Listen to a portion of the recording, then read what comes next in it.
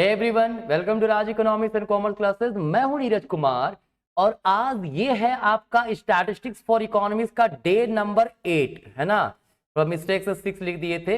ये day number 8 है statistics for economics का, है ना, जो कि सीयूटी पीजी का एग्जाम जो 2024 में दे रहे हैं या यूजीसी नेट का एग्जाम 24 में दे रहे हैं, ये सबके लिए इंपॉर्टेंट है ना। बट आज के इस टॉपिक में हम क्या करने वाले, 10-15 इंपॉर्टेंट एमसीक्यू अपलोड करने वाले हैं स्टैटिस्टिक्स का। कितना? टोटल 15 इंपॉर्टेंट एमसीक्यूज अपलोड करेंगे, डिस्कस करेंगे हर एक क्वेश्चन को।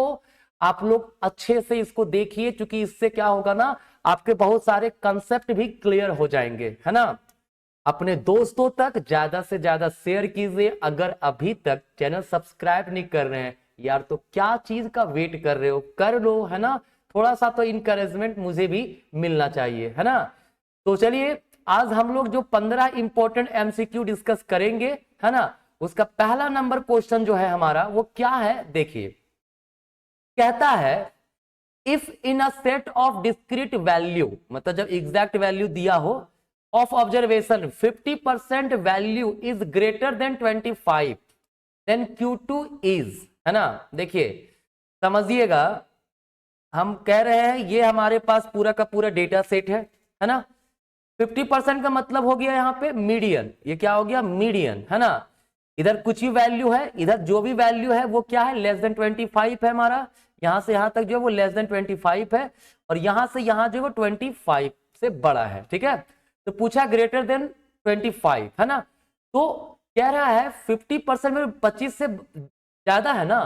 तो मतलब कि यहां पे क्या हुआ, समझिएगा थोड़ा सा, फिर से मैं बता रहा हूं। ये जो 50% वैल्यू है वो 25 से बड़ा है, मतलब इधर का जो वैल्यू 55 से बड़ा है। तो आपको पता होगा, मतलब मीडियन वैल्यू क्या है, 25, और मीडियन को ही तो Q2 बोलते हैं, सेकेंड क्वार्टाइल बोलते हैं, ठीक है। तो आंसर क्या होगा? Option number B. ध्यान रखिए, अच्छे समझिए। 50% डेटा जो है वो 25 से कम है, 50% डेटा 25 से ज्यादा है। तो जो मीडियन वैल्यू हो गया, बीच का वैल्यू हो गया, वो क्या हो गया? 25 हो गया, ठीक है। तो 25 क्या है? मीडियन को हम लोग Q2 सेकेंड क्वार्टाइल भी बोलते हैं। तो आंसर होगा ऑप्शन नंबर बी। क्लियर है? इजी क्वेश्चन था। नेक्स्ट है the relationship between AM, GM and HM। देखो सीधी सी है कि अगर हम लोग रिलेशनशिप निकालते हैं तो GM का फॉर्मूला होता है AM into GM, sorry HM का होल अंडर रूट, ठीक है। या तो ये आंसर होगा, या दूसरा दोनों तरफ स्क्वायर कर दीजिए तो हम लोग लिख सकते हैं GM का square equals AM into HM। तो क्या दोनों ऑप्शन यहां पे है? पहला ऑप्शन दिया हुआ है, देखिए, है ना। दूसरा तो GM का square equal AM into GM, यहाँ GM नहीं HM होता तो ये भी आंसर हो जाता। तो ये आंसर नहीं है, ये भी नहीं है, ये भी नहीं है, ठीक है। तो ऑप्शन नंबर ए होगा, राइट। नेक्स्ट कहता है which of the following relationship true in symmetrical distribution. देखिए सिमेट्रिकल डिस्ट्रीब्यूशन अगर हो, ठीक है, तो वहां पे क्या होता है, वहां पे स्केवनेस होता है जीरो। वहां क्या होता है? स्केवनेस जीरो, है ना। बोले ने दिया था मेथड, वो क्या था? Q3 प्लस Q1 माइनस क्या था? 2 मीडियन, है ना। ये फॉर्मूला था किसका? किसको था दिया गया? बोले के द्वारा दिया गया फॉर्मूला था, किसका? स्केवनेस का, राइट। तो सिमेट्रिकल डिस्ट्रीब्यूशन तो स्केवनेस तो जीरो होगा। तो बराबर क्या हुआ? Q3 plus Q1 minus 2 median है, तो माइनस मीडियन दो बार लिख सकते हैं। एक बार इधर ले जाते हैं, क्या होगा? मीडियन बराबर Q3 plus Q1 minus M, एक M उधर चले गया है। तो अब यहां से ऐसा भी तो कर सकते हैं, Q1 इधर ले जाइए तो M माइनस Q1 बराबर Q3 माइनस मीडियन, है ना। तो देखिए, तो ये ऑप्शन है median minus Q1 equals Q3 minus median, बिल्कुल ऑप्शन नंबर ए में करेक्ट आंसर, कोई दिक्कत नहीं होना चाहिए। नेक्स्ट क्वेश्चन है which of the following relationship true in a multi modal distribution. Multi modal distribution है, तो वहां पे कौन सा ये इसमें सही है? देखिए सबसे पहला एक चीज तो आप लोग पहले पढ़ चुके होंगे कि मोड का एक फॉर्मूला होता है 3 मीडियन माइनस टू मीन। ठीक है, तो ये हमारा ऑप्शन बी है, तो ये तो सही है, लेकिन इसको सिंप्लीफाई करते हैं। अगर हम लोग इसको ऐसा कर दें, टू मीन, इसको हम लोग ऐसे भी सॉल्व कर सकते हैं ना। अगर पहला ऑप्शन को देखिए, मीन पहला ऑप्शन बता रहा हूं मैं, ठीक है, mean minus mode equals 3 mean multiply कर दिए 3 एक्स बार माइनस 3 मीडियन। ठीक है ना, कोई दिक्कत नहीं है। तो अगर इसको हम लोग ऐसा करें, ये सबको एक साइड ले जाएं, तो X bar minus 3 median, 3 mean plus 3 median equals mode, या पे इसको अरेंज करें तो मोड इक्वल्स क्या हुआ, 3 मीडियन माइनस 2 मीन बचेगा। तो वही चीज है, सेम चीज है, तो ऑप्शन ये भी हमारा सही है ना। ए भी सही हो गया, बी भी सही हो गया, तो क्या सी सही है? चलो सी को भी देख लेते हैं भाई, क्या दिक्कत है। देखिए हमारे पास सी क्या है, 3 median equals 2 into mean plus mode, है ना। सिंप्लीफाई करते हैं, 3 median equals 2 mean plus 2 mode, sorry 2, यहाँ पे थोड़ा सा लगता है हमको क्वेश्चन में एरर है, क्योंकि इसके अकॉर्डिंगली ऑप्शन हमारा जो है ना वो गलत हो जा रहा है यहाँ पे आंसर। देखिए वैसे सॉल्व कर देते हैं, 2 मोड तो क्या हो जाएगा, देखिए तो 3 median minus 2 mean equal 2 mode. तो ये आंसर तो नहीं हो सकता है, क्योंकि मोड बराबर यहाँ क्या हो जाएगा, 3 median minus 2 mean whole divided by क्या होगा, 2। क्लियर है, तो ये तो गलत हो गया ना उस हिसाब से। हाँ, अगर क्वेश्चन ऐसा रहता 3 median equals 2 mean plus mode, तब हमारा आंसर सही हो जाता, लेकिन वैसा नहीं है। तो यहाँ आंसर ऑप्शन नंबर ए और बी दोनों सही है। अगर तीसरा में ये ऑप्शन रहता तो ऑल ऑफ डी जो होता। ठीक है ना। चलिए नेक्स्ट क्वेश्चन कहता है, the standard deviation of a set of 50 observation, n बराबर 50 दिया हुआ है ना।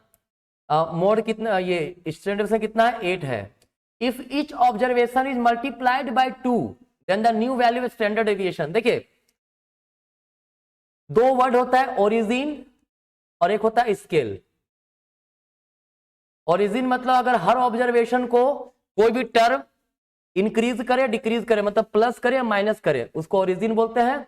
स्केल बोलता है जब मल्टीप्लाई या डिवाइड करे। ठीक है, तो देखिए होता क्या है ना, standard deviation is independent of origin. Origin से अफेक्ट नहीं होता, ओरिजिन में चेंजेस आएगा, मतलब कुछ जोड़ दे या कुछ घटा दे तो उससे कोई फर्क नहीं पड़ेगा स्टैंडर्ड डेविएशन में। ठीक है, लेकिन स्केल में फर्क पड़ेगा, जब मल्टीप्लाई या डिवीजन करे तो फर्क पड़ेगा। क्या फर्क पड़ेगा, अगर मल्टीप्लाई करते हैं जिस नंबर से, ठीक है, तो नया स्टैंडर्ड डेविएशन वही हो जाएगा, ए इंटू, अगर इतना ए गुना कर दिए, ठीक है, तो नया स्टैंडर्ड डेविएशन हमारा ए इंटू उतना होगा।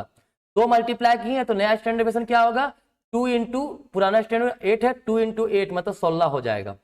अगर दो हर ऑब्जर्वेशन में 2 डिवाइड करते तो क्या होता, जो स्टैंडर्ड डेविएशन है उसमें 2 डिवाइड करना पड़ता, तो कितना होता, 8/2 बराबर 4 हो जाता। ये अगर डिवाइड करते तो, लेकिन यहाँ बोला है मल्टीप्लाइड, तो मल्टीप्लाई कितना है, 16, ऑप्शन नंबर सी। ठीक है, नेक्स्ट क्वेश्चन 6 है, कहता है if mean and coefficient of variation of a set of data is 10 and 5। देखिए भी कोएफिशिएंट ऑफ वेरिएशन, इसका क्या फॉर्मूला होता है, standard deviation, sorry standard deviation by mean into 100। ठीक है, क्लियर है। भी कितना दिया हुआ, coefficient of variation of a set of data, mean and coefficient variation. Mean है कितना, मीन हमारे पास दिया हुआ 10 और सी भी दिया हुआ है हमारा कितना, 5। ठीक है, तो क्या होगा, 5 बराबर standard deviation divided by mean कितना, 10 गुना यहाँ पे कितना हो गया, 10, तो जी सॉरी 100, तो यहाँ पे 100 लिख देता हूं, है ना। तो क्या हो गया, 0 0 कैंसल, बचा कितना, 5 बराबर 10 स्टैंडर्ड डेविएशन। तो स्टैंडर्ड डेविएशन बराबर हो जाएगा 10/5, दैट इज 2, सॉरी 5/10 होगा ना, 5/10, 5/10 क्या आएगा, 0.5।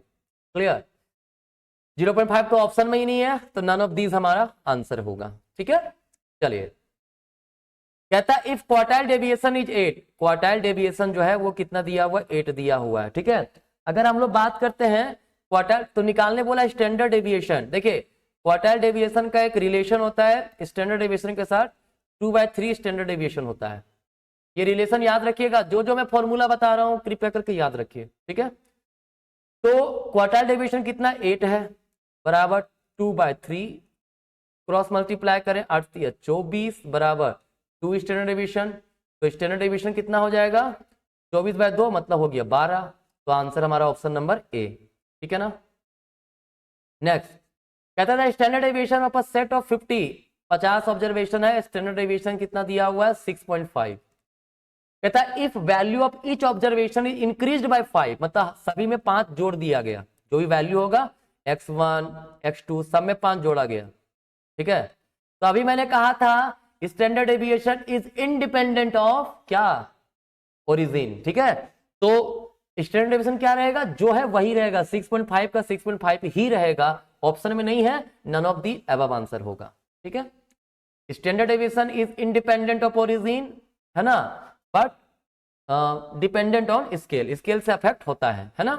चलिए 9 नंबर कहता है relationship between mean absolute deviation, mean deviation absolute deviation और क्वार्टाइल डेविएशन क्या रिलेशन, भाई ये देखिए इतना होता है, ठीक है। ये डायरेक्ट फॉर्मूला रिलेशन है, ठीक है, वो आप कर लीजिएगा, ऑप्शन नंबर बी होगा।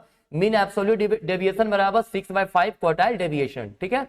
ये जरूर याद रखिएगा रिलेशन, क्योंकि मान लीजिए मीन एब्सोल्यूट डेविएशन दिया हुआ है, बोला क्वार्टाइल डेविएशन निकालिए, कैसे निकालिएगा, यही फॉर्मूला का यूज करके निकालिएगा ना। जैसे अभी मैंने क्वेश्चन क्या बनाया था, यहाँ क्वार्टाइल डेविएशन दिया था, स्टैंडर्ड डेविएशन निकालना था, तो ये रिलेशन आपको याद रखना है ना।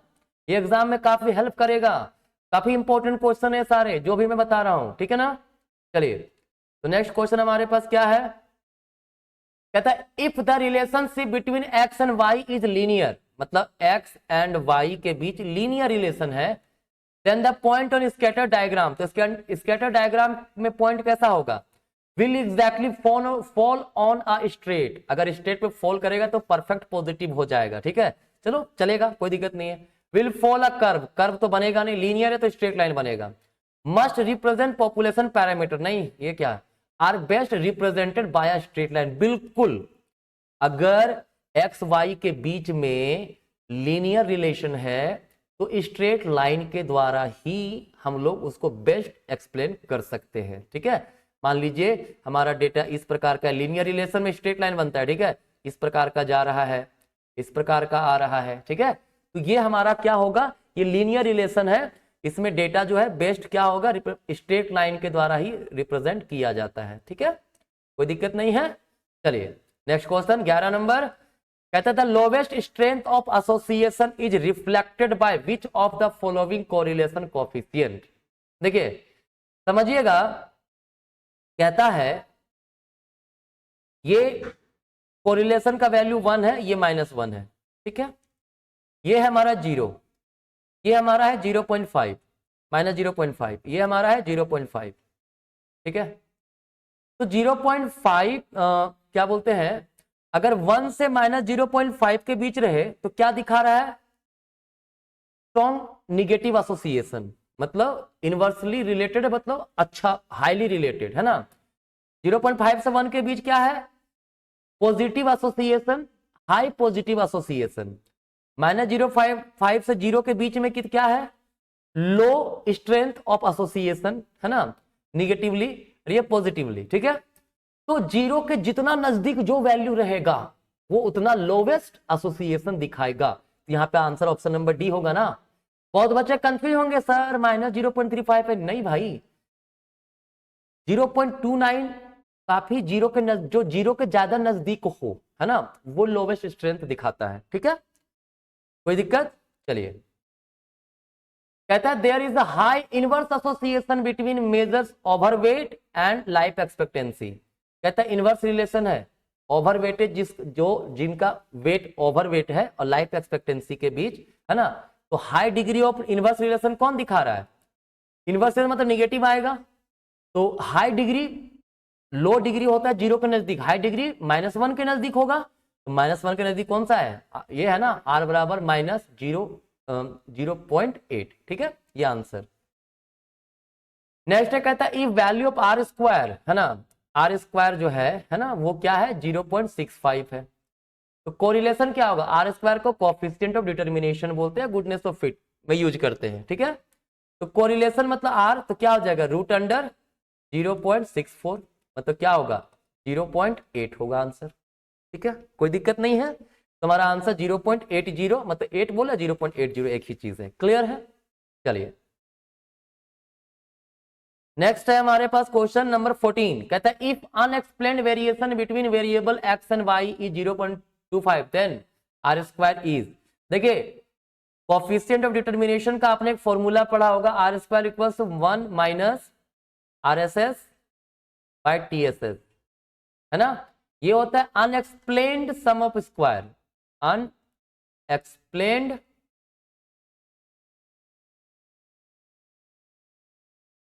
अनएक्सप्लेन्ड वेरिएशन की बात करता है ये, ठीक है।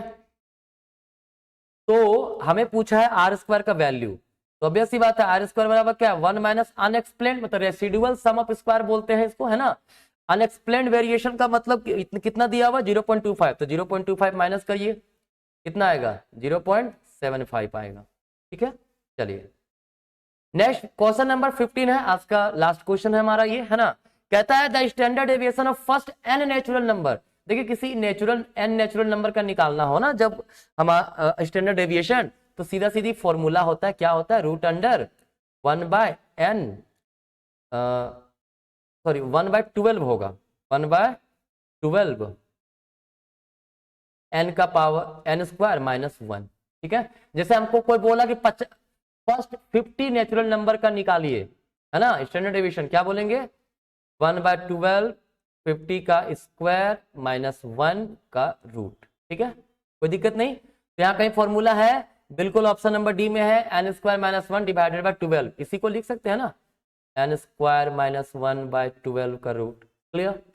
तो ये काफी इंपॉर्टेंट क्वेश्चंस थे, है ना। मैं कुछ और इंपॉर्टेंट क्वेश्चन, देखिए सीयूटी का एग्जाम है नेक्स्ट मंथ में, है ना, 12 तारीख को 12 मार्च को एग्जाम है ना। तो कुछ क्वेश्चन जो है मैं अपलोड करूंगा, स्टैटिस्टिक्स का और भी अपलोड करूंगा, कुछ मैथमेटिक्स का, मैथमेटिकल इकोनॉमिक्स, कुछ आपका रहेगा माइक्रो का, कुछ मैक्रो का, ठीक है। तो वो सब वीडियो आप अच्छे से जरूर देख लीजिएगा, मुझे उम्मीद है आपके लिए वो काफी ज्यादा हेल्पफुल रहेगा। तो चलिए आज का यहीं तक, मिलेंगे नेक्स्ट क्लास में, तब तक के लिए आप सभी को बहुत बहुत धन्यवाद।